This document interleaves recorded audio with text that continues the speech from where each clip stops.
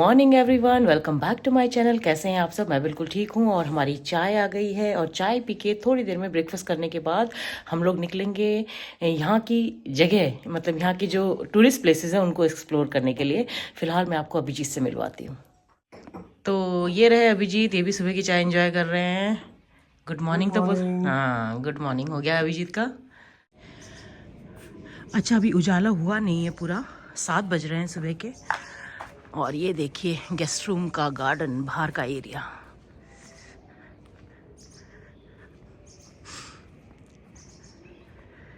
तो ये है हमारे गेस्ट रूम का छोटा सा प्यारा सा गार्डन। चिड़ियों की आवाज़ आ रही है।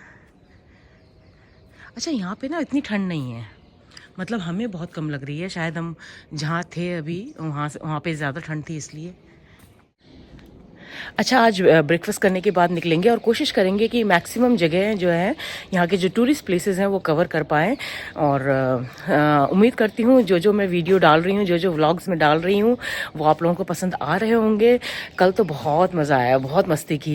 इतनी अच्छी बर्फ़ देखने को मिली ना, और ताज़ी बर्फ़, एकदम ताज़ी बर्फ़। हम सुबह पहुँचे थे और रात को ही वहाँ पे बर्फ़ पड़ी थी, तो काफ़ी अच्छी ताज़ी बर्फ़ थी। बहुत मज़ा आया और इतनी ठंड भी नहीं थी। ऐसा लग रहा था कि, मतलब हमें लग रहा था कि हम ठंड होगी तो हम काफ़ी सारी जैकेट्स, इनर्स और ग्लव्स और टोपी ये सब लेकर गए थे, लेकिन ठंड नहीं थी इतनी। बहुत मस्ती की और पूरा डे, मतलब पूरा दिन हम बाहर थे, फिर भी ऐसा नहीं लग रहा था कि थकान लग रही है या कुछ ऐसा है। तो बहुत इंजॉय किया। होपफुली आज भी इंजॉय करेंगे, तो बने रहिएगा हमारे साथ। फिलहाल तो मैं अपनी चाय इंजॉय कर रही हूँ। चलिए, मिलती हूँ आपसे थोड़ी देर में। अच्छा, ब्रेकफास्ट में ना हमने उपमा बनाने के लिए बोला है। कुछ लाइट खाना चाहते थे, क्योंकि जब से आए हैं यहाँ पे हैवी खा रहे हैं। तो कल रात को डिनर भी नहीं किया हमने केवल टोमेटो सूप पिया। और अभी भी सुबह हमने उन्हें केवल उपमा और कॉफ़ी बनाने के लिए बोला है। उसके बाद हम निकल जाएंगे अराउंड 9 o'clock। हाँ, 9 बजे तक हम लोग निकल जाएंगे और घूम फिर के फिर देखते हैं कब तक वापस आते हैं। तो जो भी होगा आप लोगों के साथ ज़रूर शेयर करूँगी। हम हो चुके हैं तैयार। अब हम जा रहे हैं ब्रेकफास्ट करने, और ब्रेकफास्ट करने के बाद फिर हम निकलेंगे। चलिए, तो ये रहा हमारा ब्रेकफास्ट, उपमा एंड सांबर।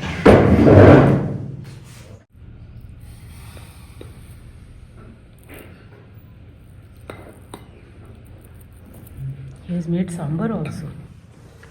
और ये रहे अभिजीत।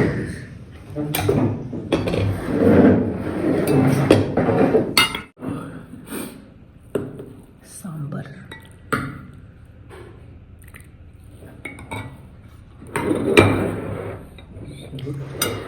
चलिए, लेट्स स्टार्ट।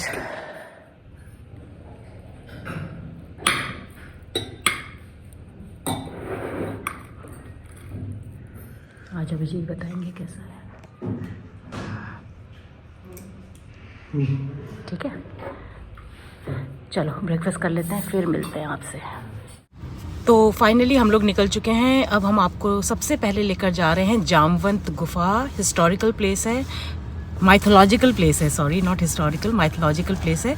तो वहाँ जाकर आपको इसकी मान्यता बताऊंगी। हम काफ़ी सुबह निकल गए हैं, अभी दुकानें खुली नहीं हैं। अभी बज रहे हैं करीब 9:30।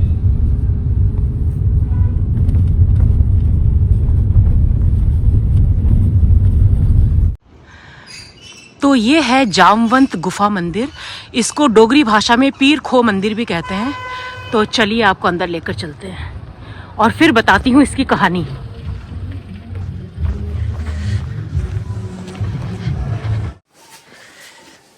तो ये है गुफा का रास्ता।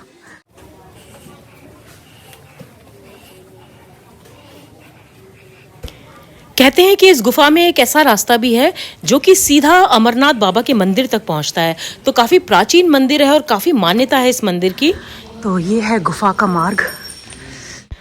अच्छा, ये एक नेचुरल केव है और इसमें अभी समय के साथ साथ थोड़ा सा इसमें बदलाव किया गया है। थोड़ा सा पेंटिंग्स वगैरह वो सब की गई हैं, लेकिन अदरवाइज़ ये नेचुरल केव है। ऐसा माना जाता है कि राम और रावण के युद्ध के दौरान वानर सेना के जो सेनापति थे जामवंत, उन्होंने इसी गुफा में बैठकर हजारों साल तपस्या की थी और वो शिव की आराधना करते थे। तो यहाँ पे एक शिवलिंग है जो कि एक मुखी रुद्राक्ष के रूप में है। तो ये देखिए सामने ये शिवलिंग है और इसी की यहाँ पे पूजा की जाती है। और इस शिवलिंग के ठीक पीछे देखिए एक और छोटी सी गुफा है, उसमें एक दरवाजा है, अब तो बंद कर दिया गया है। और यही वो गुफा है जो सीधे जाकर अमरनाथ मंदिर में निकलता है। तो कहते हैं कि जामवंत ने ही इस गुफा को बनाया था, जो कि सीधा अमरनाथ बाबा के मंदिर में जाकर खुलता है।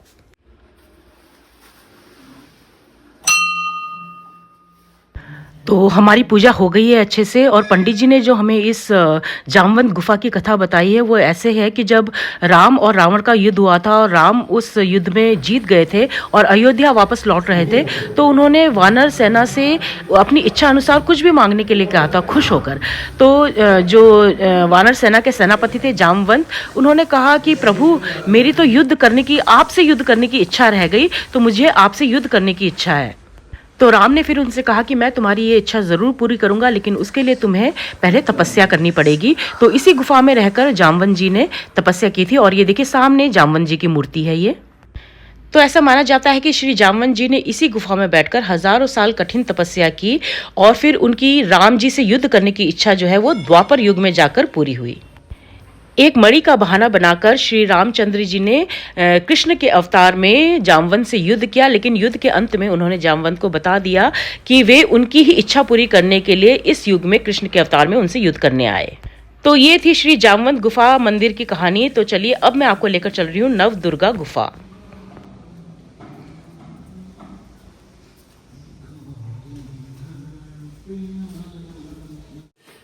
और ये है माँ नव दुर्गा गुफा।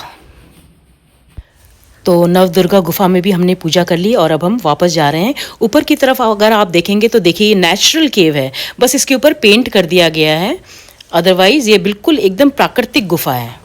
हाँ, नीचे ज़मीन और साइड की जो दीवारें हैं वो मार्बल की बना दी गई हैं, अदरवाइज ऊपर की तरफ अगर आप देखेंगे तो बिल्कुल एकदम नेचुरल केव है। अच्छा, इस मंदिर के बारे में मैंने पहले कभी नहीं सुना था, मैंने यहीं आकर इसे देखा और इतना अच्छा लगा ना यहाँ आकर। बहुत ही अच्छे से पंडित जी ने हमें समझाया भी, और पूजा भी बहुत अच्छे से हुई हमारी। और ये हम बाहर आ गए हैं और ये देखिए ये मंदिर का आंगन है, बहुत साफ़ सुथरा है, और सुबह सुबह भी काफ़ी लोग यहाँ पे आए हुए हैं पूजा करने के लिए। और आपको मंदिर से बाहर का व्यू भी दिखाती हूँ, बहुत प्यारा व्यू मिलता है।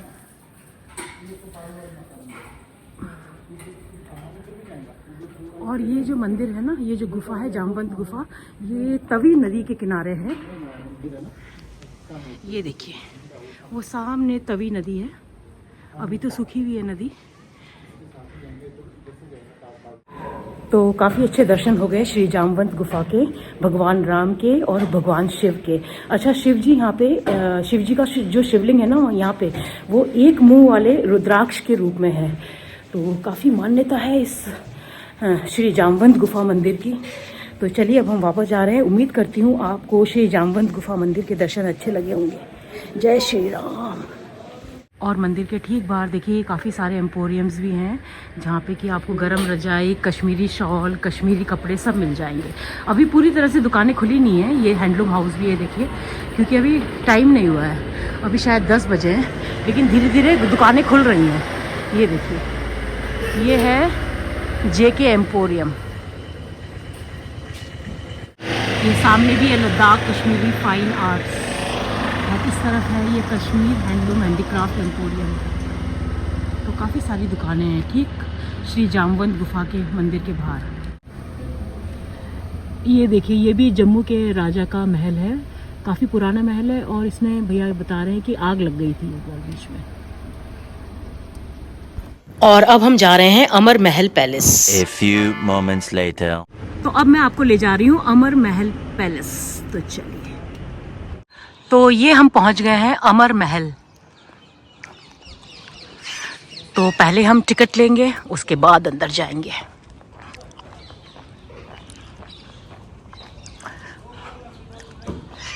तो पहले बाहर का सीन दिखा देती हूँ आपको। ये देखिए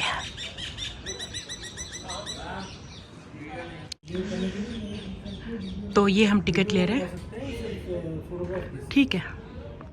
अच्छा, आप यहाँ पे वीडियो नहीं बना सकते हैं, केवल फ़ोटो लेना अलाउड है। तो अब मैं आपको जो आगे का जो भी अंदर का होगा वो फ़ोटोज़ के थ्रू दिखाऊंगी। तो चलिए। तो आधे महल को म्यूजियम में कन्वर्ट कर दिया गया है और आधे महल में अभी भी जो राज परिवार है वो रहता है। और इस म्यूजियम में जो पूरा राज परिवार है जम्मू और कश्मीर का, उनकी हिस्ट्री लिखी गई है, उनके फोटोग्राफ्स हैं, जो ड्रेसेस वो पहनते थे वो रखे गए हैं, जो हथियार वो यूज़ करते थे वो हैं, और काफ़ी सारी चीज़ें हैं जो कि देखने लायक हैं। काफ़ी सारी पेंटिंग्स भी हैं। अभी जो प्रेजेंट राजा हैं वो हैं राजा कर्ण सिंह। उनकी उम्र करीब 92 या 93 है और यहाँ जो स्टाफ है वो बता रहे थे कि वो अभी भी काफ़ी एक्टिव रहते हैं और काफ़ी बार विजिट भी करते हैं यहाँ पे। फिलहाल ये जो म्यूज़ियम है ये राजा कर्ण सिंह की जो बेटी हैं वो संभाल रही हैं और उनके 2 बेटे भी हैं जो कि होटल का बिजनेस करते हैं। ये देखिए, ये राजा कर्ण सिंह के बचपन की तस्वीर है। राजा कर्ण सिंह राजा हरि सिंह और रानी तारा देवी के बेटे हैं और राजा कर्ण सिंह की पत्नी का नाम था यशोराज लक्ष्मी, वो नेपाल की थी। और अब आपके सामने ये जो तस्वीर है ना, ये है राजा कर्ण सिंह और रानी यशोराज लक्ष्मी की तस्वीर। वैसे तो इस म्यूजियम में काफ़ी कुछ है दिखाने के लिए और बताने के लिए, लेकिन अगर मैं डिटेल में बताने जाऊंगी तो वीडियो काफ़ी लंबा हो जाएगा, इसलिए मैं डिटेल में कुछ भी नहीं बता रही हूँ। केवल जो प्रेजेंट राजा है ना, राजा कर्ण सिंह, उन्हीं के बारे में मैं ज़्यादा बता रही हूँ।